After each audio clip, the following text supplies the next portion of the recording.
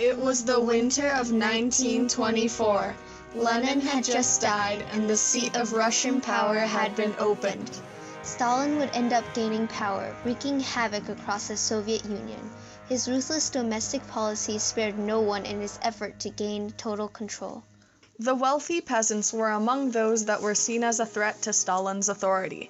They were called the kulaks, meaning fist in Russian, to signify their economic power in the lower classes. His plans of collectivization and industrialization were carried out despite of public dissatisfaction. He used widespread propaganda to get his people to support him. Stalin was a ruthless leader whose harsh domestic policies impact Russia even today.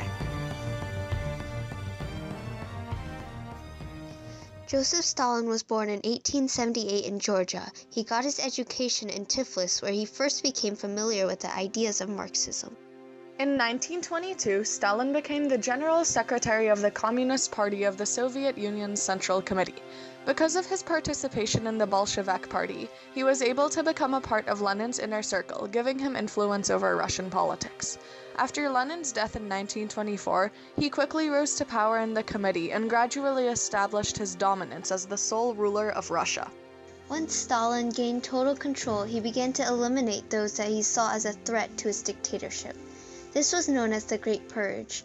The Great Purge included people who were in his communist parties whose opinions he disagreed with. These people were accused of plotting to overthrow Stalin.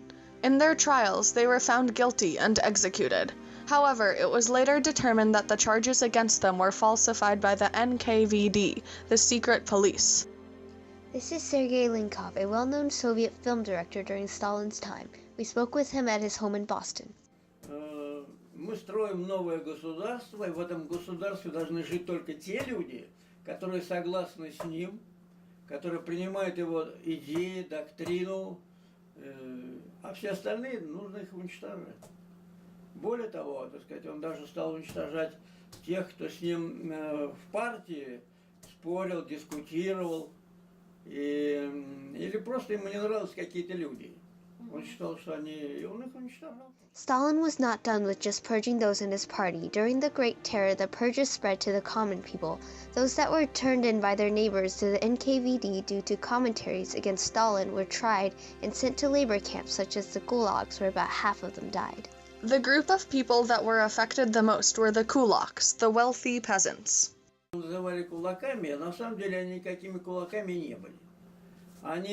Это были часто просто зажиточные крестьяне, которые хорошо работали. Он считал, что они социально опасны для государства, что они собственники. И что владение собственностью определяет определенную психологию человека. Если ты собственник, то ты, значит, как бы и противник советской власти, противник Сталина. И что нужно лишить человека его собственности. When the kulaks refused to join the state-run collective farms called kolkhozes, Stalin declared a class war on them. The kolkhozes were meant to stimulate the growth of the Russian economy by increasing crop production. Some of the kulaks were executed when they refused to work, while others were sent away to labor camps called gulags and forced to work in terrible conditions. В 1955 году, летом, это было принято в Советском Союзе, студентов летом отправляли в колхоз помогать колхозу. Электричества нет, радио нет. Even after Stalin's death, the policies that he installed continued. People were still required to work in kolkhozes to help the economy of the Soviet Union. Despite the problems Stalin faced in trying to eliminate the kulaks as a class, he was able to successfully establish a system of collectivization. He sent army units, secret police, and party leaders to the countryside to enforce his policies. Villages that resisted were destroyed. By 1930, 58% of peasant families were living on collective farms. This was the first part of what was known as his 5-year plans, and they did not end with collective farms. He also had plans to develop heavy industries such as agricultural machinery, which he believed would aid the success of the collective farms in the Soviet Union. Soon after he announces his plans for industrialization, thousands of new factories were built and entire cities emerged in the wildernesses. The Soviet Union advanced from 15th to 3rd place in industry among the countries of the world. However, behind these achievements there were failures. The quality of the goods was often ignored for quantity and varied greatly from item to item. This was accompanied by shortages of consumer goods, which led to the beginning of food rationing. Peasants often protested because they did not have enough to eat and were forced to work harder to meet production quota. Labor discipline was strongly enforced in factories. Progress boards were displayed in factories to compare the goals of production with how much they were actually producing. Outstanding workers were known as staknovits and praised, while those who fell behind were criticized. Those that were absent for even one day or only 20 minutes late were dismissed from work, evicted from their homes, and had their ration cards confiscated. Stalin went a step further and installed an internal passport system where everyone had to carry national identity papers and were required to stay in the part of the Soviet Union where his or her assigned job was.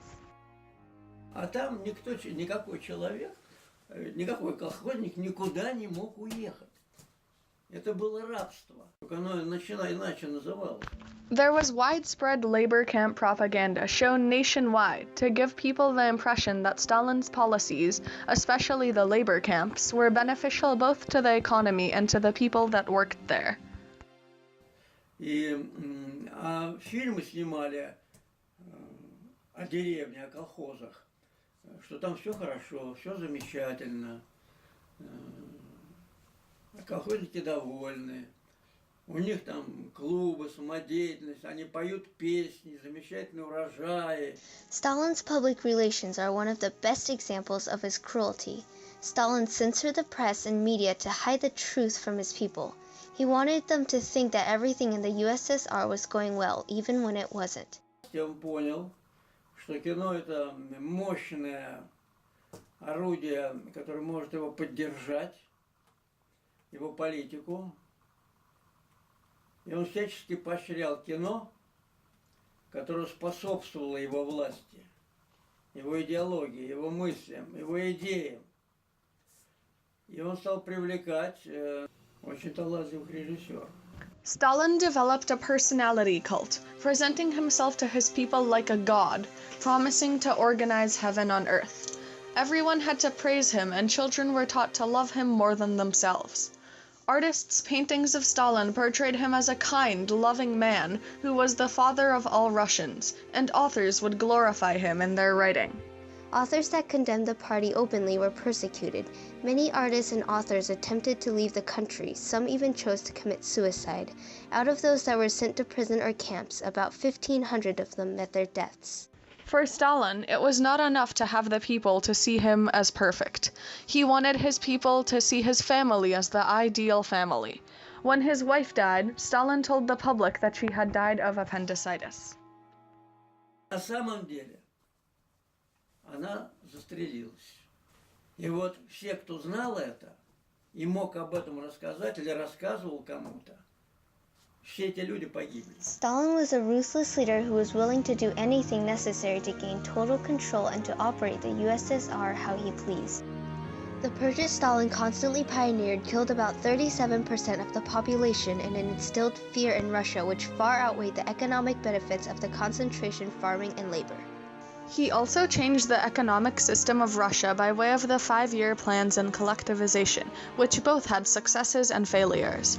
Whilst Stalin increased industry and the amount of crops grown, he sacrificed the happiness and sometimes lives of the peasants.